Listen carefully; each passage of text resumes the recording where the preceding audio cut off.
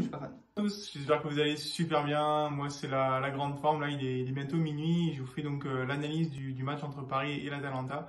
Paris qui s'est qualifié après un match assez fou, on va dire, qui globalement était un peu ennuyant, je dirais, pendant 90 minutes, avec finalement le Paris qui a enflammé la fin du match. Donc, on va revenir sur différents éléments, mes tops, mes flops et la suite. C'est parti.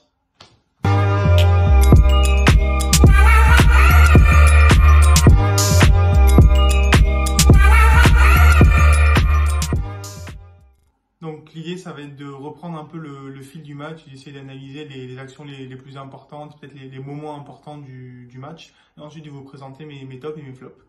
Alors le match pour moi, normalement un match ça dure demi-temps de 45 minutes, mais pour moi il a plutôt duré 60 minutes puis 30 minutes.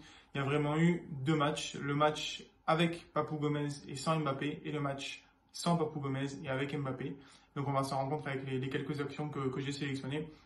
En première mi-temps et jusqu'à la 60e minute, globalement, Paris s'est fait un peu bouffer, je trouve, par l'Atalanta. C'est-à-dire que Gomez à la baguette vraiment menait un collectif qui fonctionnait très bien, qui fonctionnait l'un pour l'autre, celui qui a toujours marché pour l'Atalanta. Gomez qui a fait de superbes centres très dangereuses juste devant le gardien, Navas ne pouvait pas les récupérer. Quelques actions de grande classe de certains joueurs. Et finalement récompensé par un but qui n'est pas aussi beau que ce qu'on pourrait s'attendre avec l'Atalanta. Et où on voit par contre le profil de l'attaque de l'Atalanta avec un défenseur central qui vient apporter un surnombre. Ensuite, on recherche Zapata qui deux fois va jouer le rôle de pivot. Et finalement, cafouillage un peu malheureux pour Kimpembe et chanceux pour l'Atalanta. Ça revient sur Pasalic qui enroule très bien sa frappe. Navas peut rien faire. Il avait déjà repoussé un petit peu l'échéance, notamment sur deux têtes. De l'autre côté, le PSG s'appelait plutôt le FC Neymar plus Navas. C'est-à-dire que Navas ne peut rien faire sur le but. Et à côté, il a été plutôt solide, je trouve. Et Neymar a tout fait en première mi-temps. C'est lui qui a fait les décalages. Je l'avais dit dans ma vidéo d'avant. Tout le monde le dit. C'est lui qui pouvait faire la différence. Et il l'a fait. Il a réussi à faire enchaîner plusieurs dribbles vraiment très intéressants, à se retrouver en position de frappe. Le problème, c'est que étonnamment, pour un joueur de cette qualité-là, il n'a pas réussi à concrétiser ça. Dès la 3e minute, il a une superbe action où, avec un jeu de remise, il arrive à se retrouver seul face au but. Il y a une bonne sortie de Sportiello, mais il ouvre trop son pied et ça sort quand même assez largement du cadre. Pour un joueur de son talent, c'est assez étonnant. Ensuite, on a une frappe qui est un peu trop croisée, donc il vient en bout de course après donc un premier dribble à cet endroit-là, puis un second dribble aux abords de la surface. Je pense qu'il est en bout de course et du coup il a une frappe un peu trop écrasée, un peu trop croisée.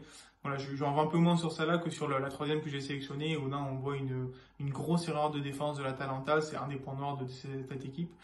Neymar en profite, se retrouve face au gardien et là dévisse complètement sa frappe. On voit au niveau du pied qu'il est un peu sur l'arrière et du coup ça part complètement sur la gauche.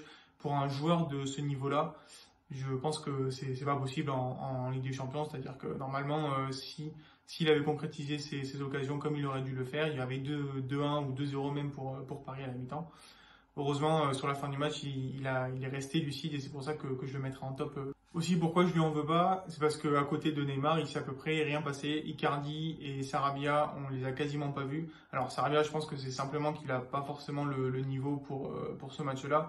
Icardi, par contre, je comprends pas trop ce qu'il a fait sur le terrain aujourd'hui, c'est-à-dire qu'alors qu'il devrait être plutôt au duel sur la tête, sur les dégagements de Navas, c'est Neymar qui se retrouvait des fois au duel.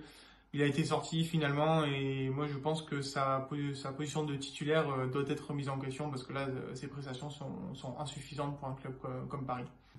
On peut également noter qu'il y a une grosse différence sur le pressing et le jeu de tête, c'est-à-dire la présence physique sur les centres. L'Atalanta a mangé physiquement Paris, donc ça leur a coûté cher sur la fin du match puisqu'ils étaient plus émoussés. Mais quand même, ils ont eu de grosses occasions de la tête. Et au niveau du pressing, l'Atalanta pressait beaucoup. Quand Neymar a réussi à faire des décalages, ça a fait mal justement à l'Atalanta. Mais la plupart du temps, le pressing a été plutôt efficace. De l'autre côté, on a Paris qui a simplement pas mis en place de pressing. Alors sûr que Neymar de base ne presse pas, Icardi non plus, donc forcément ça complique un peu les choses, mais en première mi-temps c'était assez mauvais. Et là je vais vous mettre une image en deuxième mi-temps après l'entrée d'Mbappé, où on voit vraiment les trois attaquants de devant qui ne font pas le pressing, qui découpent l'équipe en deux. Donc ça c'est très problématique, d'autant plus qu'à ce moment-là ils n'avaient pas forcément un rendement très bon. On en vient donc à cette 60e minute où Papou Gomez sort, donc d'après les images, il a l'air blessé, c'est pour ça qu'il quitte ses partenaires. De l'autre côté, Mbappé, qui a un peu mis la pression, réussit enfin à rentrer. Il remplace Sarabia qui avait été assez transparent. Et il va assez rapidement se mettre en jambe sur un bon décalage de Paredes. Il arrive à se retrouver face au gardien et là je pense qu'il fait le bon choix. Alors forcément il est très motivé, il a un peu la tête dans le guidon et donc il tente la frappe parce qu'il l'a déjà mis. Mais voilà, il y a Neymar ou même un autre joueur dans la surface qui sont disponibles. Je pense qu'il fallait faire la passe. Et je pense qu'il s'en est souvenu pour la fin du match. Donc avec l'entrée d'Mbappé, la sortie de Gomez, Atalanta est plutôt passé en mode à l'italienne, mais à l'ancienne italienne si on veut, c'est-à-dire un bloc très très bas. Pour deux raisons, hein. Je pense que physiquement ils étaient fatigués et deux, pour contrer la vitesse de Mbappé, éventuellement celle de Neymar, c'était intéressant d'avoir un bloc bas. Le problème c'est que sans Gomez, à la sortie du ballon, il y avait quasiment plus personne pour aspirer la balle et essayer de faire un peu gagner du temps. Zapata était fatigué, Muriel malheureusement n'est pas très grand pour pouvoir garder la balle. Et donc on s'est retrouvé avec l'Atalanta qui balançait les ballons et qui tentait des contre-attaques sans grand succès. Paris a longtemps ronronné avec notamment des frappes de loin, des têtes non cadrées, jusqu'à la sortie en fait de Navas. Il s'est blessé vers la 70e minute, il a réussi à tenir une dizaine de minutes de plus. Alors a priori ça a été pour permettre à un autre joueur de rentrer, puisque ça allait être le troisième arrêt de jeu de Paris. Donc s'il n'y avait pas un dernier joueur qui est rentré pour Paris, il n'aurait plus pu y avoir de changement. Donc je pense peut-être qu'il a réussi à garder un peu, il a pris le risque en tout cas, de rester sur le terrain pour laisser rentrer Choupo-Moting qui a remplacé Icardi. Alors pour moi, ça a été un des changements les plus importants, parce que Choupo-Moting, à défaut d'être très talentueux, au moins il se donne sur le terrain tout le temps, on peut le rechercher sur les longs ballons pour son jeu de tête, et il va nous donner raison. Alors on se remet dans le contexte, 90e minute, Navas étant sorti sur blessure, on se dit que c'est un peu la poisse, on voit pas trop comment on pourrait s'en sortir Paris finalement, puisque l'Atalanta est bien recroquevillée, on les voyait pas tenir aussi bien défensivement. Et finalement, sur un ballon un peu anodin sur le côté droit, on a Choupo-Moting qui arrive à faire une différence, à repiquer dans l'axe. Et là, on voit qu'il y a quand même pas mal de joueurs de Paris dans la surface, notamment Marquinhos qui est monté. Choupo-Moting fait un centre correct, je veux dire, pas un centre incroyable, mais il arrive à trouver Neymar. Neymar qui contrôle de la poitrine, réussit à frapper. En tout cas, c'est une frappe qui a un peu raté, qui se transforme en centre. Et là, on a Marquinhos, le capitaine, taille patron, qui réussit à pousser la balle au fond des filets. Et 3 minutes plus tard, on se retrouve avec Neymar qui, sur une contre-attaque, a un ballon à l'entrée de la surface, arrive à lancer Mbappé comme il le fait si bien. Et là, Mbappé n'a pas oublié qu'il faut faire des passes dans certaines positions. Il l'a fait très bien pour Choupo-Moting qui est là, contrairement à Icardi qui a réussi à se sortir du marquage et il vient marquer le but de la victoire pour Paris. 2 minutes plus tard, on a Muriel qui aurait pu, en tant que super sub, marquer l'égalisation pour l'Atalanta, mais il a malheureusement raté son face-à-face aussi parce que Kerrer a bien défendu, je trouve, sur lui. Il a bien couvert l'espace. Et finalement, donc, Paris s'impose 2-1, un match fou. Fallait pas être cardiaque ce soir quand même. Alors maintenant, on va passer au top et au flop. J'en ai sélectionné 5 à chaque fois. Au niveau des tops, mon premier top, forcément, ça va être Neymar quand même. Parce que non seulement il a quasiment tout fait en première mi-temps, et même si Paris aurait dû marquer 2 buts s'il avait été plus précis, il a gardé un rythme décent, on va dire, sur la fin du match, puisqu'il semblait quand même émoussé d'avoir fait tous ses efforts. Et il arrive à la fin du match à sortir notamment une passe décisive, une avant-passe décisive pour Mbappé et un tir-passe décisif pour Marquinhos. On s'attendait à ce que Neymar soit un des facteurs X de Paris. Il l'a été, il a tenu son rang. Il faut qu'il progresse sur la finition, en tout cas qu'il se remette à avoir la même finition qu'avant. Mais il a fait un super match, je trouve. Autre top, mais de l'autre côté, cette fois, c'est Papou Gomez. Forcément, on a senti à quel point l'Atalanta était dépendante de son maître à jouer, de son métronome. Paris n'a pas réussi à le contrer, puisqu'il se baladait un peu partout. Il a une qualité de centre extraordinaire. Il arrive à aspirer la balle côté Atalanta, à le laisser respirer, si on veut, un peu ses partenaires. Donc voilà, pour moi, un super joueur. Je suis vraiment déçu pour lui qu'il ait été blessé et qu'il n'ait pas pu finir le match. Côté Atalanta, je mettrai également le collectif pendant 70 minutes, puisque autour de Gomez, quand même, l'ensemble des joueurs ont bien collé à la stratégie de Gasperini, a priori. Ils ont mangé dans les duels Paris pendant au moins la première mi-temps, le début de la seconde.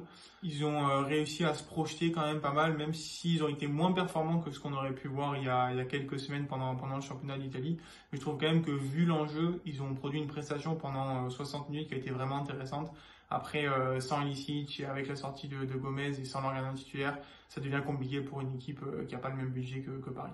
Alors ensuite, autre top, je mettrais Kimpembe. Alors il est éventuellement fautif sur le premier but, mais je pense tout qu'il manque de chance, c'est-à-dire que le dégagement est contré, ça aurait pu partir dans tous les sens. Mais dans l'ensemble, je l'ai trouvé assez serein.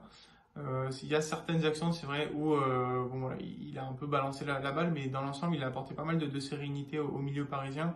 Dans les duels, il a été plutôt bon, il a bien contenu Zapata, il a plutôt bien fait circuler la balle avec des fois des passes qui cassaient les lignes. Voilà, je suis assez surpris du niveau qu'a Kimpembe aujourd'hui et c'est bon pour la suite pour Paris cette année et même pour le futur. Et enfin, mes derniers tops, forcément Mbappé et Choupo-Moting. Mbappé parce que il a réussi à jouer déjà, ce qui était pas gagné au vu de sa blessure à la base. Il fait une bonne rentrée, il fait des différences et finalement il fait une très belle passe décisive sur la fin. Et Choupo-Moting, le gars qui est décrié, tout le monde dit qu'il sert à rien, il était peut-être même pas sur la feuille de la Ligue des Champions. Et finalement, il rentre, il fait une avant-dernière passe décisive et il marque le but décisif. Alors moi je dis chapeau à ce joueur qui est pas le meilleur des joueurs mais qui est mentalement irréprochable et qui fait la différence, c'est tout un symbole. Maintenant on va passer au flop et les deux premiers flops que je vais mettre forcément c'est Icardi et Sarabia. Plus Icardi que Sarabia parce que Icardi pour moi il a le niveau pour ce genre de match alors que Sarabia je le pense un cran en dessous, c'est un bon joueur pour rentrer comme Herrera.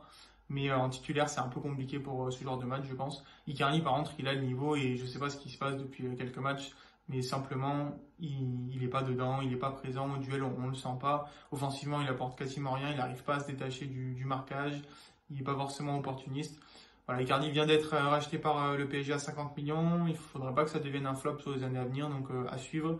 Mais je remettrais sa position de titulaire en question si j'étais Tuchel parce que il y a Choupo-Moting ou peut-être Mbappé en neuf qui pourrait être intéressant. Après, on a Herrera, pareil, j'ai pas été très convaincu. Je pensais qu'il était mieux que Paredes sur ce type de match. Je l'ai pas trouvé assez tranchant, il n'a pas forcément beaucoup apporté. Pas mal de passes latérales, il s'est un peu fait manger dans le milieu de terrain. Voilà, je pense que c'est un bon joueur de rentrée, mais en titulaire, clairement, il peut pas remplacer un joueur comme Verratti. Donc voilà, je le mettrai en flop quand même.